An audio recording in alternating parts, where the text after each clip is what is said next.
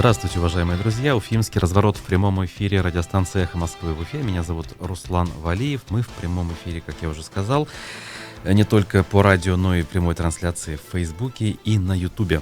Номер для ваших сообщений, с помощью которых вы можете принять участие в нашем разговоре, +7 927 304 1051. Пишите смски и сообщения в мессенджере Telegram. Не забывайте при этом подписываться. Сегодня у нас 24 уже апреля. По идее, остается всего неделя до конца карантина по тому первоначальному, скажем так, сценарию, который у нас сейчас действует. Вот.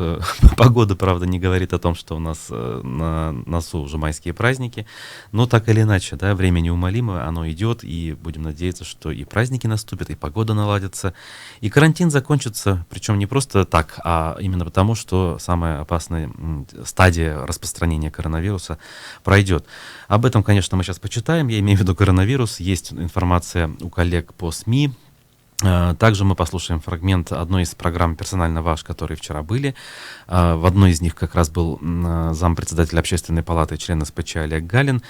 Обсуждали разное, там не только ситуацию в колонии номер 3, где заключенные подняли бунт, но и поправки Конституции, предложение Валентины Терешковой и инициативу Олега Галина проверить высказывания некоторых пользователей соцсетей, по его мнению, оскорбляющих Валентину Терешкову. На эту тему, кстати, поголосуем. Вот. А во второй части мы поговорим тоже не про коронавирус. Я рассчитываю созвониться с Азатом Бердиным, лингвистом, потому что у нас на 24-е, получается, нет, на 25-е, на завтра намечен диктант по башкирскому языку, и там есть кое-какие вопросы. Вот. Если вы об этом не слышали, но вас интересует, кстати, можете принять участие, можете зарегистрироваться. Все это в онлайне, как сейчас принято, поэтому будет чем заняться в выходной день. Вот. Ну а прямо сейчас начнем с обзора прессы. Башкирские чиновники перечисляют зарплату на благотворительность. Вчера инициативу такую проявил Ради Хабиров на оперативке. Сказал, что вот у него денег мало уходит, потому что находится в режиме самоизоляции, по ресторанам никаким ходить не получается, стрижка и то иногда. Я сейчас довольно-таки вольно цитирую его по «Коммерсанту». И сообщил, что зарплату одну он переводит как минимум, значит, на нужды по помощи нуждающимся, и призвал к этому других чиновников правительства. Более подробно можно вот в «Коммерсанте» почитать. Там же Ради Хабиров некие выводы свои озвучил по поводу того, что он почерпнул после встречи с СПЧ позавчера, то, что было в онлайне, и, в общем, призвал не бояться медиков выявлять все больше больных. То есть, сейчас я вот процитирую.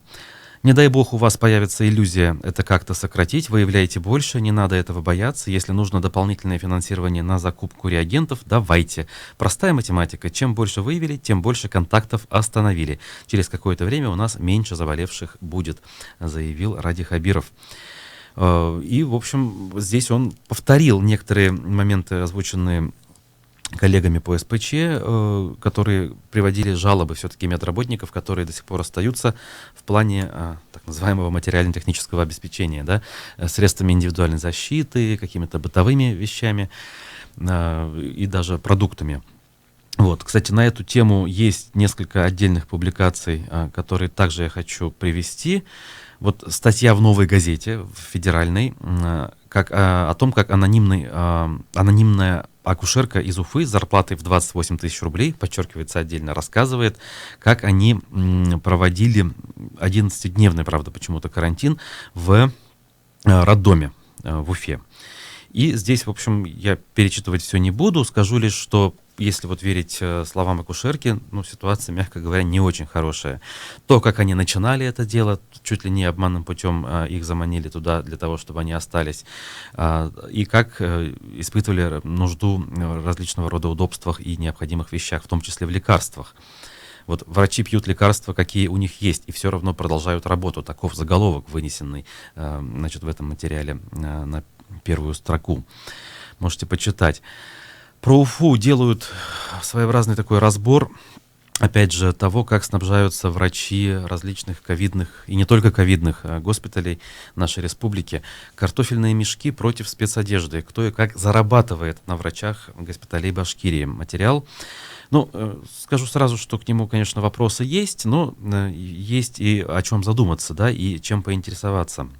Здесь, если совсем коротко, приводится ряд заключений и мнений о том, что те костюмы так называемой химической защиты, которые у нас шьются и поставляются в больницы, они не очень качественные с точки зрения применяемых материалов, чуть ли не из полипропилена сделаны чисто, из которого мешки делаются вот для там, сахара или картошки. Соответственно, в этих костюмах совершенно невозможно находиться там больше 20 минут, потому что, понятно, это все не дышит и совершенно не приспособлено к верхней одежде или даже там, к любой одежде. Вот. Приводится расклад о том, сколько это стоит по себестоимости, почем это закупается и, значит, кто на этом может заработать.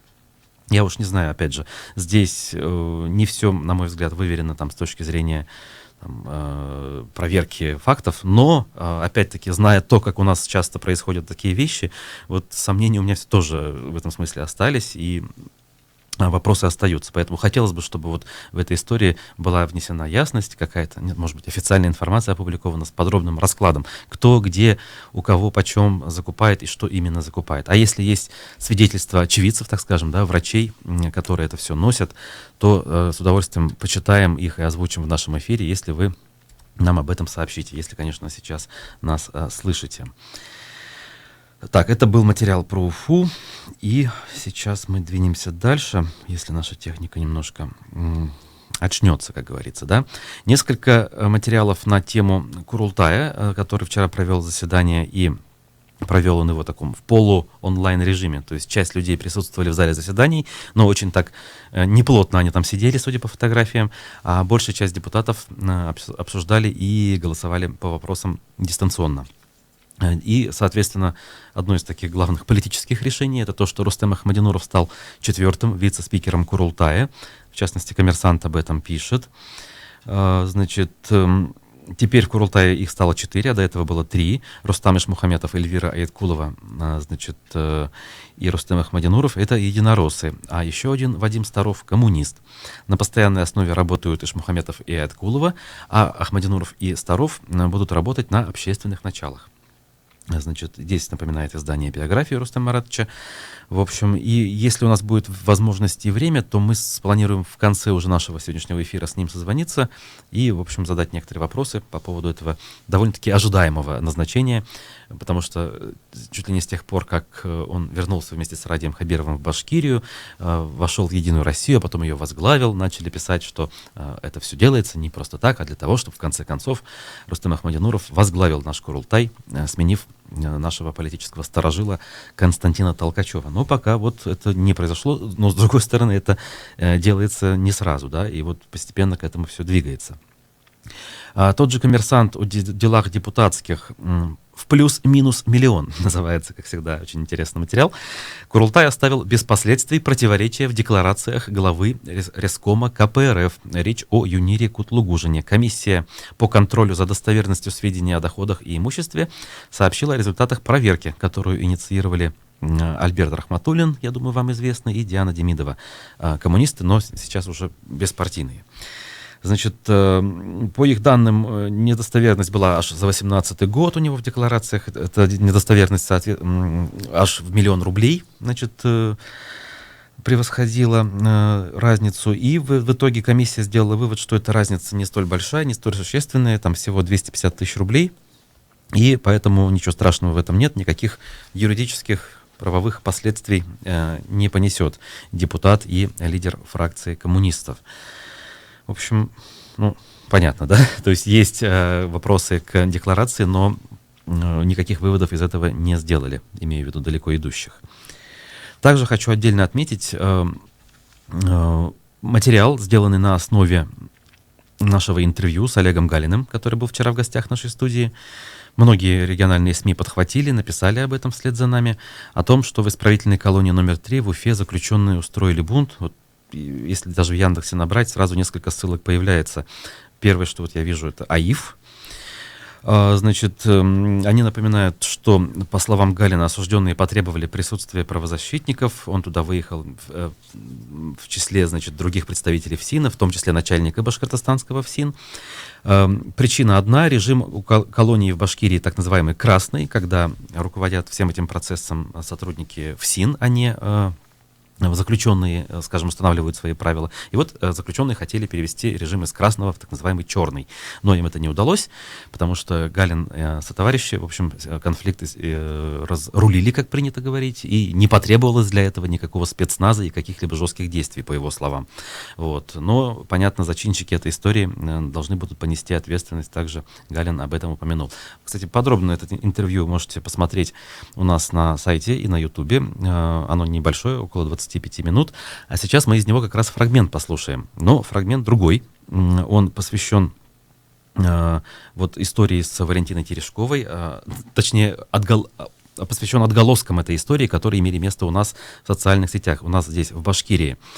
Значит, Олег Галин решил, что те оскорбления, каковыми он считает, которые в соцсетях у нас публиковались, требуют правовой оценки и привлечения к ответственности. Об этом мы и говорили в этом фрагменте.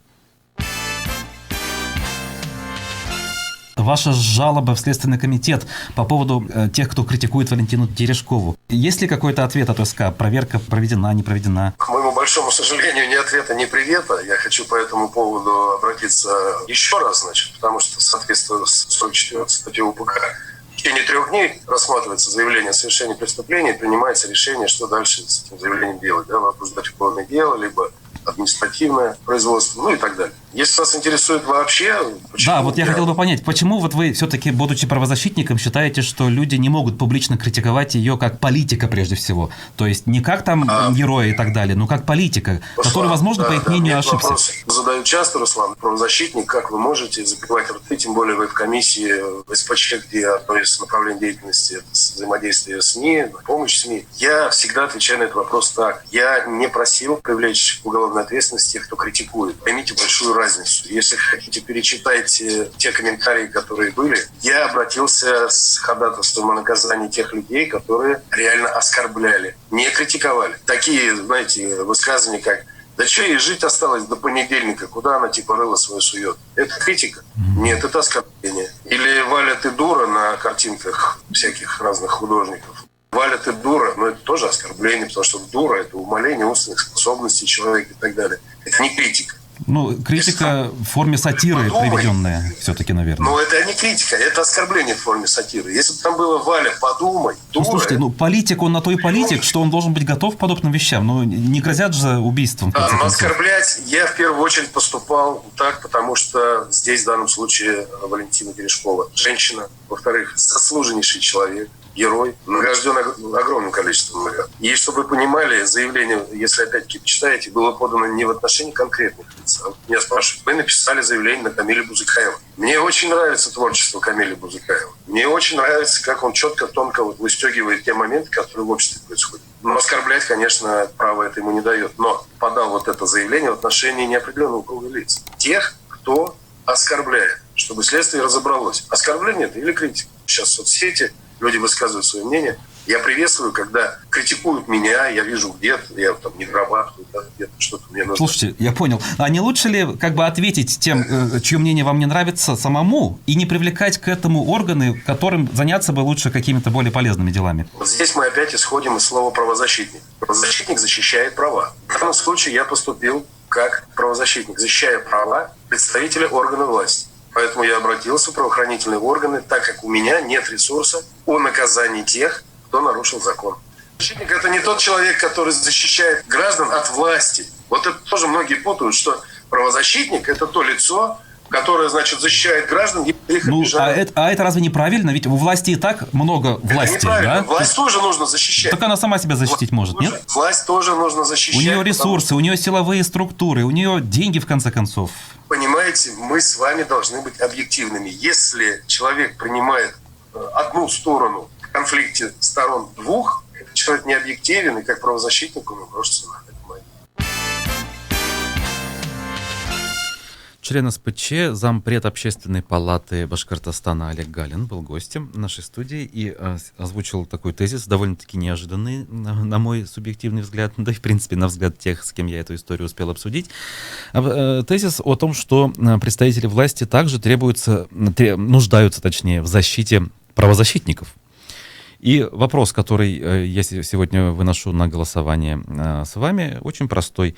Вот вы считаете, что власть нуждается в защите правозащитников от населения? Если вы считаете, что да, нуждается, сама власть может быть и сильна, но она не всегда может это сделать правильно, а вот правозащитник, так называемый профессионал в этом деле, да, он может это дело, ну, скажем так, оформить по-человечески, например, сделать заявку, точнее, написать заявление в Следственный комитет, ну, то есть как-то эту историю опубличить и не поступать грубо, как, например, могла бы эта власть сделать. То есть, в принципе, в определенных ситуациях власть нуждается в защите от населения с помощью правозащитников. Да, 262, 72, 47. Но если вы считаете, что ни в коем случае власть не нуждается ни в какой защите, у нее и так достаточно ресурсов, полномочий и прочего. Если кто и нуждается в защите, то наоборот население, да, от власти, но никак не власть от населения. 262, 72, 48. Голосование. Процесс пошел. Вы согласны с тезисом, пусть и довольно-таки неожиданным, но в принципе определенным образом аргументированным тезисом в том, что власть в некоторых ситуациях, в определенных моментах нуждается в защите.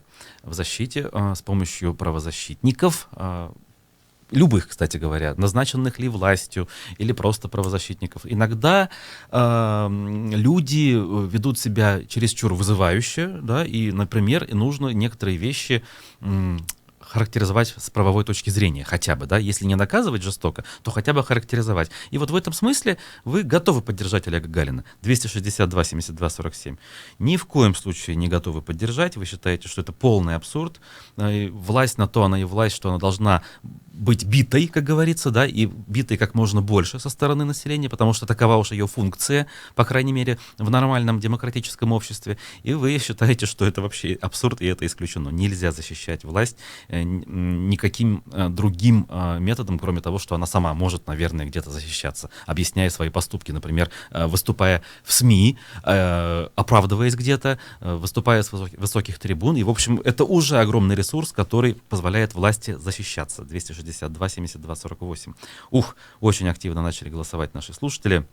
И, кстати говоря, цифры пока, на мой взгляд, неоднозначную, потому что мне казалось, что наша аудитория сразу проголосует четко и понятно, но нет, то есть есть среди нас с вами и те, кто, в принципе, точку зрения Олега Галина разделяют, и, наверное, есть некому в этом какие-то объяснения. Вот если взять конкретно кейс Валентины Терешковой, да, то есть он вчера в эфире отчасти согласился с тем, что люди могут критиковать ее. Вот как раз я как бы на этот момент и делал упор. Ну, смотрите, она же в данном случае не как космонавт выступала, предлагая поправки об обнулении сроков Путина, не как герой там, а как политик действующий. А если уж ты политик, то как бы изволь быть готовым к тому, что тебя будут критиковать. По мнению Олега Сергеевича, как бы критика критикой, а вот обзывательства, да, вот эти вот, которые были в соцсетях, это уже другое, это уже оскорбление. Опять же, я сейчас лишь привожу его мнение, я не говорю, что я с этим мнением согласен. Я-то, в принципе, как раз уж тем более работая на «Эхе Москвы», да и, в принципе, исповедую такие демократические взгляды, я считаю, что если человек пришел во власть, то он должен быть готов, ну, чуть ли не ко всему, да, ну, наверное, кроме каких-то физических там воздействий и жестокого обращения. И получая ответку от общества, иной раз недоброжелательную, политик должен уметь эту ответку либо переваривать молча, либо должен уметь как-то реагировать публично, держать удар, отвечать, аргументированно объяснять свою позицию, призывать людей к пониманию и так далее. Но, как мы видим, мнения разные, и еще раз я напомню номера для голосования. Если вы согласны с тем, что представители власти, любой, кстати, вот Терешкова у нас депутат Госдумы, у нас есть местные депутаты, у нас есть представители исполнительной власти, главы субъектов, то есть неважно. Это могут быть представители правоохранительной системы, кстати, тоже к власти относятся. Они, в принципе, нуждаются в защите со стороны правозащитников. Иногда это нужно. Не только потому, что они беззащитны, у них есть инструменты, да, с этим, наверное, не поспоришь, а чаще потому, что они вот сами не умеют Они не знают, как 262 72 47 нуждаются, 262 72 48 нет, не нуждаются. Ну что ж, прямо замечательно, друзья мои, проголосовали и очень активно, но цифры в конце концов разделились почти диаметрально противоположно. 83% говорят, что власть не нуждается в защите правозащитников, но целых 17% согласны с Олегом Галиным и говорят, что да, это можно и нужно. Спасибо вам. Мы сейчас прервемся на новости и после перерыва поговорим с нашими гостями по телефону.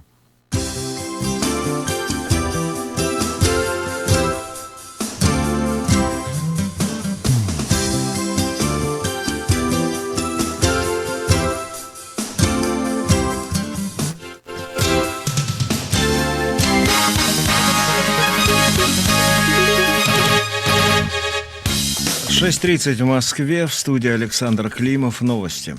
В Москве начались рейды по выявлению нарушителей соцдистанции в общественном транспорте. Об этом ТАСС сообщили в московском ГКУ организатор перевозок. Нарушителям грозит штраф до 5000 рублей. Контроль за соблюдением 1,5-метровой дистанции в транспорте решено усилить в связи с неблагоприятной эпидемиологической обстановкой.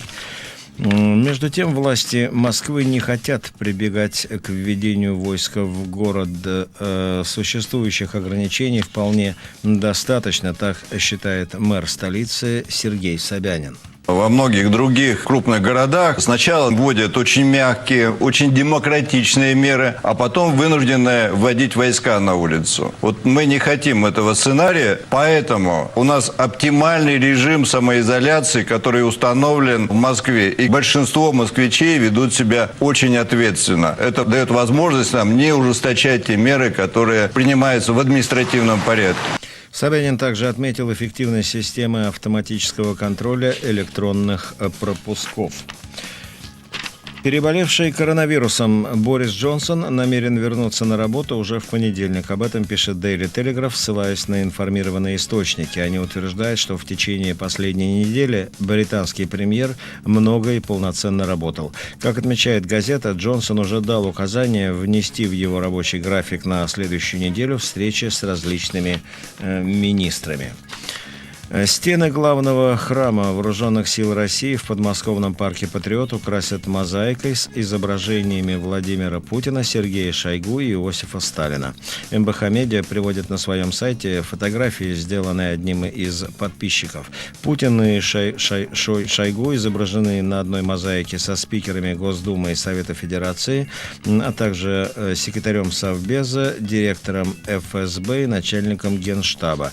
Еще на одной мозаике изображен парад Победы 1945 года. Над солдатами находится портрет Иосифа Сталина.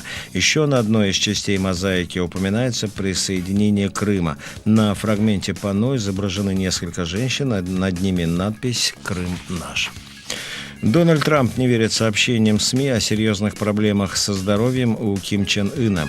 «Я думаю, что эти сообщения не соответствуют действительности», сказал президент США на брифинге в Белом доме, не уточнив источников информации о состоянии северокорейского лидера, который, по сообщениям прессы, возможно, перенес серьезную операцию.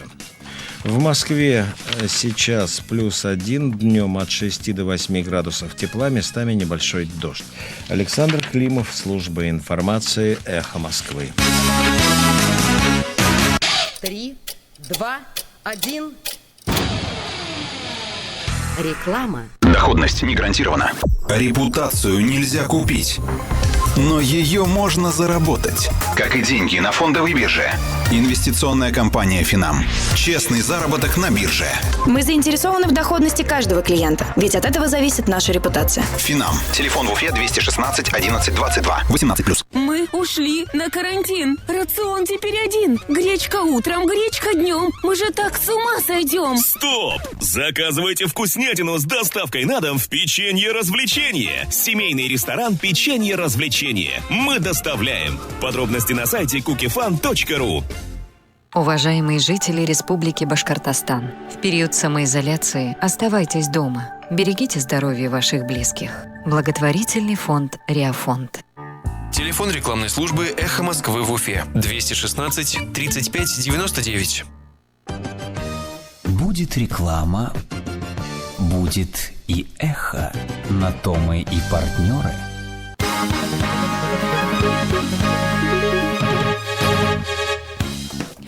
На «Эхе Москвы» в Уфе новости. У микрофона Юлия Сафина. Здравствуйте. Рустем Ахмадинуров назначен вице-спикером Курултая. Об этом сообщил в соцсетях депутат Госсобрания Рустам Ишмухаметов. Собрание, по его словам, проходило в режиме онлайн, а количество присутствующих в зале было минимальным. Напомню, кандидатуру Ахмадинурова после утверждения Радием Хабировым выдвинуло региональное отделение «Единой России». Ахмадинуров стал 4-м заместителем председателя Курултая. Константин Толкачев намерен возложить на назначенца задачи по регулированию вопросов, связанных с коронавирусной инфекцией.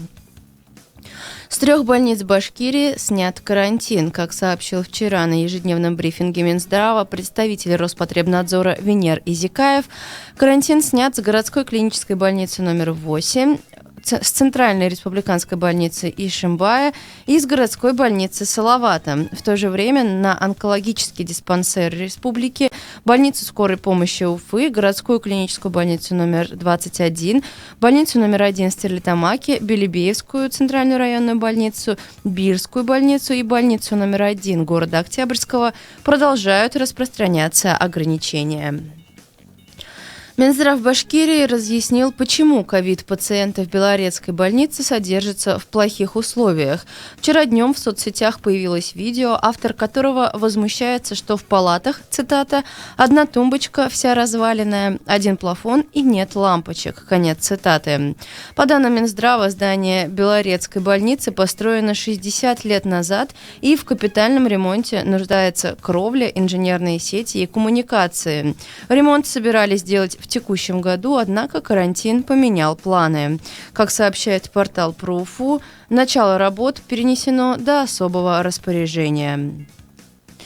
Призывники из Башкирии должны будут проходить исследования на коронавирус дважды. Призывные комиссии начнут свою работу 6 мая, а норма по призыву граждан на военную службу в этот весенний период, по данным штаба, составила 5150 человек, сообщил военный комиссар региона Игорь Харченко.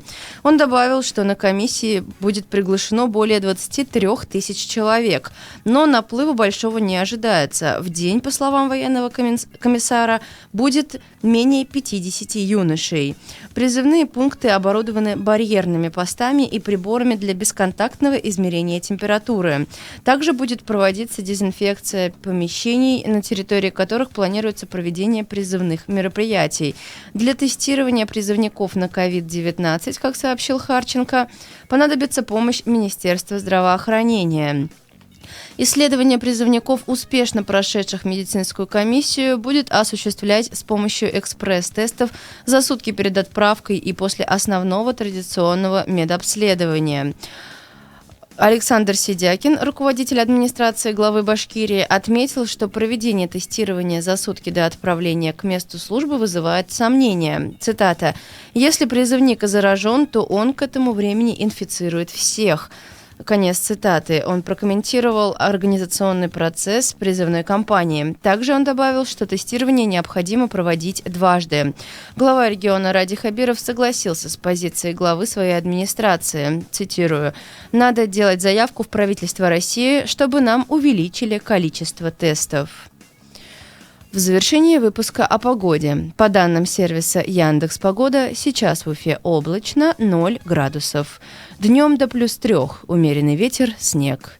Юлия Сафина, служба информации «Эхо Москвы» в Уфе. Вы слушаете «Уфимский разворот» – программу, в которой ваше мнение может быть услышано, голос учтен, а СМС-сообщение прочитано в эфире нашей радиостанции. Слушайте «Уфимский разворот» по будням с 8 утра. Да не просто слушайте, участвуйте.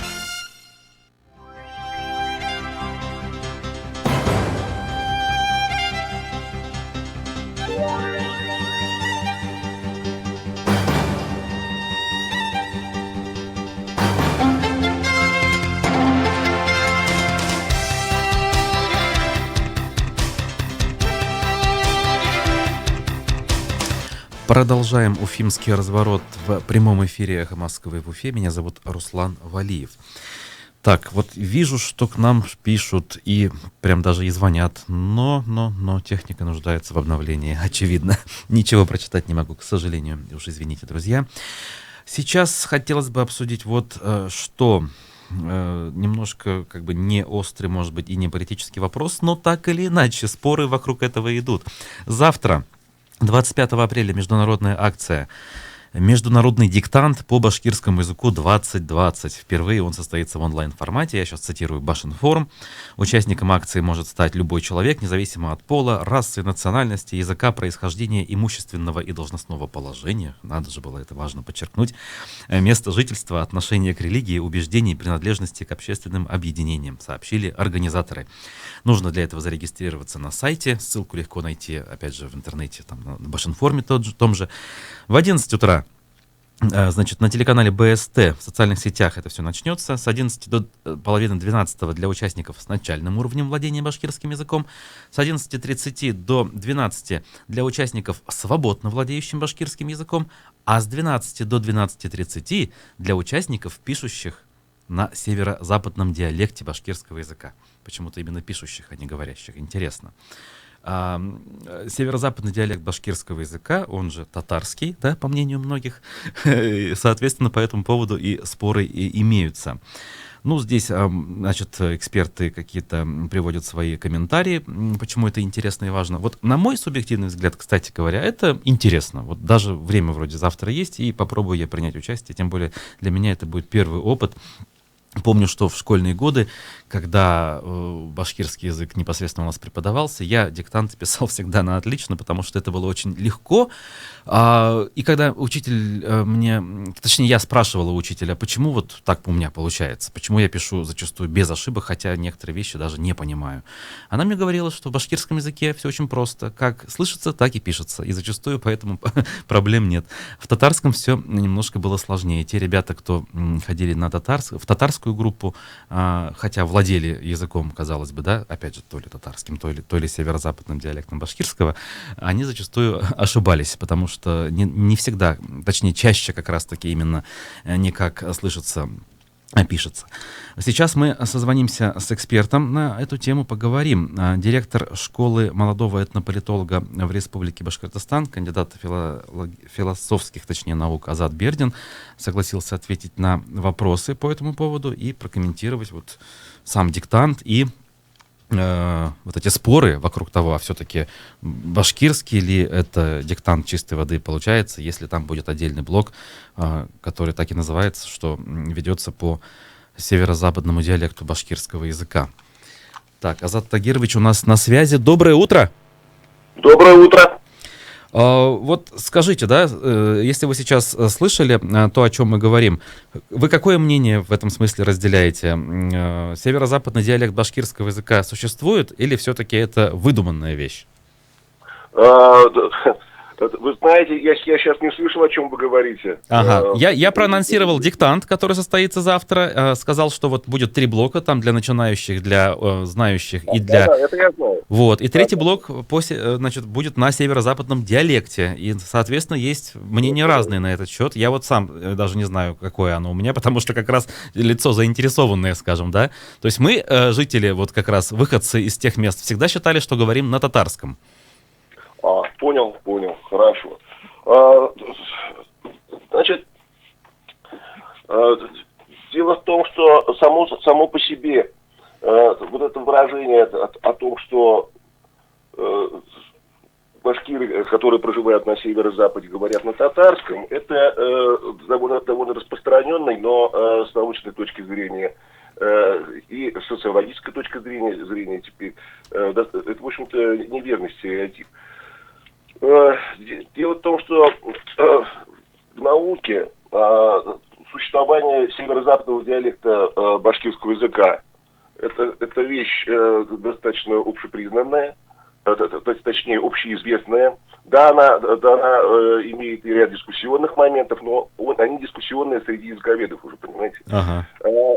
Дело в том, что сам по себе северо-западный диалект башкирского языка, а он, повторяю, это общеизвестная науке позиция, ее признавали многие, они много писал, вот если языковедов брать, то и Тагира Баишева можно взять, если из современных, я вот Искандера Саидбаталова, могу вспомнить сам Ситов и так далее. Но сам я не языковед. Я могу только как обществовед говорить. Так даже лучше. Ага. Да. Почему? Ну, их позиция, естественно, не единственная. Почему? Потому что общеизвестно, что северо-западный диалект башкирского языка, то есть, проще говоря, язык, на котором говорят башкиры северо-запада Башкортостана и востока Татарстана, еще некоторых регионов, да, вот, он, естественно, очень похож на средний диалект татарского языка, на основе которого и создавался литературный канон татарского языка. Да? Но если люди, которые считают себя башкирами, значит, являются башкирами, причем много поколений, они туда не приходили, они там жили всегда. Вот, и всегда говорили на определенном диалекте определенного языка, если они являются башкирами и живут на этой территории и говорят на родном для себя языке, это башкирский язык сам по себе. Ну да, нет, если человек сам себя идентифицирует, наверное, то, на чем он говорит, конечно. Ну, а вот как раз вопрос идентификации. А есть ли достоверные сведения, кем себя идентифицируют жители тех самых мест? Дело в том, что, во-первых, жители этих самых мест, как вы выразились, они живут через полосно, достаточно перемешано, это было всегда известно. Там действительно сложно иногда отличить башкир от татар, это действительно так. Этого никто никогда не оспаривал. Так же, как на самом деле в науке, и вот я подчеркиваю в науке, а не в общественной среде, не в среде, там, например, татарских националистов, башкирских националистов, никогда не оспаривалось существование северо-западных башкиров, еще татароязычных башкирами называют, из-за того, что их собственный говор отличается от литературного канона башкирского языка, который создавался, литературный канон. Вот именно что без учета этого говора, на самом деле эта история старая, они вообще отдельно говорят. Ну, это я понимаю, отдельная история. То есть канон языка создавался на основе юго-восточных диалектов, так ведь? Да, потому что, как говорится, кто первый встал, тому и тапки во время гражданской войны и основания автономии. Вот, так получилось, что естественно, главную политическую роль играли те районы, где башкиры жили компактно и из которых можно было в основном мобилизовать башкирское войско. Они были опорой. Вот. А самое главное, тогда, в конце 19-го и в начале 20 веков, господствовало представление о том, что каждому народу, когда он становится на стадию нации, да, нужен один отдельный язык, одна отдельная территория, как можно больше отличающаяся от всех остальных. И вот потом, именно поэтому под такой шаблон все это погоняли. И во время советского периода тоже, или даже не тоже, а естественно, потому что это был период бурного нациостроительства для всех народов, населяющих Советский Союз, никого не исключая.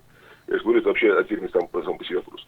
Но про него вообще можно, конечно, подробно поговорить. Я, в общем-то, не против. И на следующий... Ну, это надо отдельно, да? Я пока вот какой хотел бы технический, скажем, вопрос касательно диктанта.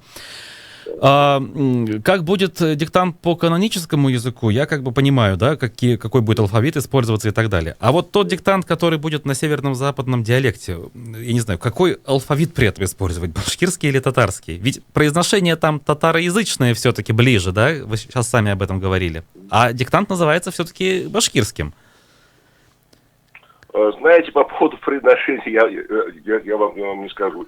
Точнее, по поводу самого текста диктанта. Потому что сам я этим диктантом не занимаюсь. Я могу смотреть только с точки зрения обществоведения. Я же не языковед вообще. Вот, так вот. Значит, что касается самого вот этого диктанта, то тут никаких нареканий, я пока серьезных нареканий я к нему не слышал. В общем-то, вещь эта очень положительная, сама по себе очень хорошо, что вот он дифференцирован. Помните, когда был этнолингвистический конфликт по поводу преподавания государственных родных языков в школах, да, в 17 году? Так. Ну, он латентно-то и сейчас есть, но по сути в 17-м там было все разрешено. Помните, там решение Путина в Йошкар-Оле, там, точнее, заявление Путина в Йошкар-Оле, после этого вывод обязательно государственных языков и школ и так далее, да? Помните, там постоянно были констатации того факта, что вот к языкам относятся недифференцированно, что в этом еще была проблема, что заставляли учить одновременно и тех, кто вообще башкирским или татарским не владеет. да? Вот. И те, кто татарским или башкирским владеет, это учится одинаково. Так вот этот момент же преодолен, смотрите, во время того же диктанта есть направление для тех, кто по-башкирски говорит свободно, есть для тех, кто не так свободно.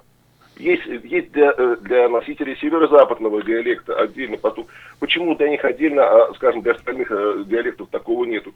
Все очень просто, потому что именно вот эта проблема, проблема северо-западного диалекта башкирского языка, она, в отличие от остальных диалектов башкирского языка, она является еще и этнополитологической проблемой. Вот. Ну да, понятно, этот вопрос шире. Давайте тогда мы все-таки отложим это уже на такую предметную беседу. Сейчас по телефону до конца все равно не разберемся. И я благодарю вас. Напомню, что на прямой связи со студией был директор школы молодого этнополитолога в Башкортостане Азат Бердин. И, в общем, мы обсудили диктант башкирский, международный, который завтра в онлайн-формате планируется для всех желающих. Ну что ж, я, наверное, все-таки попробую в нем принять участие, причем желательно во всех 3 блоках, и посмотрю, и какие-то выводы для себя сделаю. И, опять же, более предметно можно будет поговорить об этом в последующем. А сейчас мы поменяем тему. Так, я анонсировал в начале эфира, что мы попытаемся созвониться с Рустемом Ахмадинуровым, но пока я делаю вывод, что вот мы этого сделать не сможем. Почему? Значит, по одной из причин, вот, которую я сейчас вижу, но на сайте Курултая как раз-таки. Вчера ведь заседание было, и помимо прочего, помимо назначения Рустема Ахмадинурова, вчера Курултай принял поправки в законы о митингах. Точнее, не в законы, а в конкретный закон о местах проведения публичных мероприятий, о чем есть соответствующий пресс-релиз на сайте Госсобрания. Значит, называется он «В Башкортостане снят ряд ограничений в отношении мест проведения митингов». Данный вопрос рассматривался в связи с решением Конституционного суда России в отношении закона о некоторых вопросах проведения публичных мероприятий в Республике Коми, пояснил председатель Госсобрания Толкачев. В этом документе содержался запрет на проведение собраний, митингов, шествий и демонстраций в радиусе 50 метров от входа в здание органов госвласти, местного самоуправления и госучреждений. Эти нормы признаны неконституционными. Аналогичные положения имеются в законе о местах проведения публичных мероприятий в РБ. Депутаты Госсобрания разработали проект соответствующих поправок. Торжественно заявил Толкачев в своей пресс-службе, которая привела, соответственно, эти слова. Сергей Афонин, руководитель комитета по местному самоуправлению, значит, также тут высказался. Комитет учел предложение рабочей группы, он говорит. В частности, из закона исключены положения о запрете проведения собраний митингов на территориях садоводческих, огороднических и дачных некоммерческих объединений граждан. Ну что ж, я на это могу сказать лишь одно. Лжете. Сергей Афонин говорит неправду. Комитет Госсобрания не учел ни одного предложения рабочей группы, если все-таки речь идет о той рабочей группе, в которой я состоял или еще до сих пор состою. Не было предложений исключить из этих мест, соответственно, садоводческие товарищества, потому что предложения в этой группе озвучивали мы с Натальей Павловой, я уже не раз об этом говорил, там целый ряд поправок был, и не только в места проведения митингов. Там были предложения Рустема Газизова, вице-мэра, который предлагал запретить митинговать на газонах, и были предложения Валиха Аббасова, который говорил, что нужно просто привести законы в соответствие с решением Конституционного суда. Вот ложь на лжи. Я на днях рассказывал о том, что рабочая группа заочно должна была хотя бы выбрать один из вариантов для того, чтобы формально свою работу завершить. Так вот, некоторые члены группы даже бюллетени не получили. Хотелось бы вот сейчас попытаться взять комментарий на этот счет у руководителя рабочей группы, председателя Курултая Эльвиры Аиткуловой. Попробуем ей дозвониться вот прямо сходу в прямой эфир, без предварительных договоренностей, и задать, как говорится, вопрос по существу прямо в лоб. Значит, потому что, если честно, меня это не просто беспокоит, а просто-напросто выводит из себя вся эта история. Не уверен, конечно, что мы сейчас дозвонимся до нее в столь ранний час после вчерашнего, видимо, очень сложного дня, когда все это происходило и все это оформлялось в виде закона.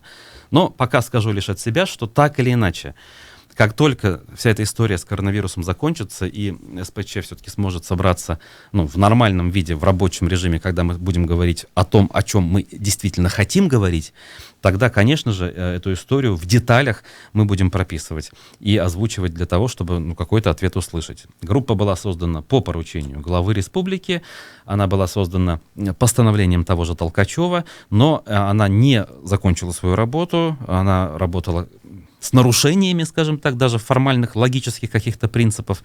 Я уж не знаю там насчет законов, но здравый смысл подсказывает, что эта группа совершенно в профанацию превратилась. Вот. И то, что этот Курултай принял поправки вчера, он просто формально исполнил свой долг, обязанность перед федеральными властями, реализовав решение Конституционного суда, формально приняв все эти поправки. Потому что вопросы по существу не решились. Я лишь напомню такой момент. Группа создавалась для совершенствования законодательства в сфере проведения публичных мероприятий. Я именно подчеркиваю слово «законодательство», потому что это важно в данном случае. А когда мне один из товарищей из Курултая объяснял, почему они исключили из итогового бюллетеня пункты касательно подачи уведомления, они говорят, ведь группа создавалась для совершенствования закона, отдельно взятого закона. То есть сами себе противоречат. Сам Толкачев подписывал документ о том, что группа создается для изменения всего законодательства. Я не знаю, врут на каждом шагу. Вот стыдно, товарищи, стыдно. Хотя бы формально бы сделали все правильно. Тогда бы мы в каком-то таком цивилизованном порядке могли бы это обсуждать, да? То есть, да, вот такие-то люди вот так-то проголосовали, что поделаешь там. Видимо, вы были не очень убедительны, сказали бы вы мне, и я бы, соответственно, с этим что-то делал, как-то там оправдывался. Вы даже формально не соблюли никакие правила, никакие законы, вы позоритесь в очередной раз, просто, я не знаю, вот и так авторитет депутатского корпуса у нас ниже плинтуса, честно, да, авторитет той же исполнительной власти сейчас так или иначе все-таки повыше. Эти люди открыты, отвечают на телефонные звонки, так или иначе ходят на интервью к нам на Эхо, например, да. Иной раз, конечно, уходят от ответов, но хотя бы делают вид, что они общаются. Вы даже не пытаетесь ни общаться, ни отвечать на вопросы. Все, что делает Курултай нашей республики, это, я не знаю, унижение человеческого достоинства, это очередные гвозди, я не знаю, в гроб той системы, которая у нас, я не знаю, сколько еще протянет. Я сейчас довольно-таки эмоционален, чего не часто за мной, как говорится, увидишь, но потому что, в общем-то, других мыслей в этой ситуации у меня просто нет. Что ж, не дозвонились мы до Эльвиры Ринатовны Айткуловой в очередной раз, что неудивительно. Так, кто-то мне пишет, я сейчас посмотрю, не тот ли... Так. В любом случае, время у нас уже закончилось, друзья. Почитать ваши сообщения я тоже не могу, хотя чувствую по звукам, что сообщений было много. Заканчивать мы будем нашу программу на этой не очень радостной ноте. Буду держать вас в курсе всех этих событий. Впереди выходные, впереди последняя неделя апреля. Продолжаем так или иначе режим изоляции, хотя по тому, что на улицах происходит, этого не скажешь, но опять-таки жить-то надо, как говорил первый президент Башкортостана, да, кушать что-то надо, работать надо, зарабатывать надо. Но все-таки будьте осторожны, соблюдайте бдительность и давайте все-таки переживем этот период и как-то будем смотреть в будущее с оптимизмом. Это был Руслан Валиев, Уфимский разворот в прямом эфире. Хорошего дня, хороших выходных. До свидания. Мягкой посадки вашим батарейкам. Эхо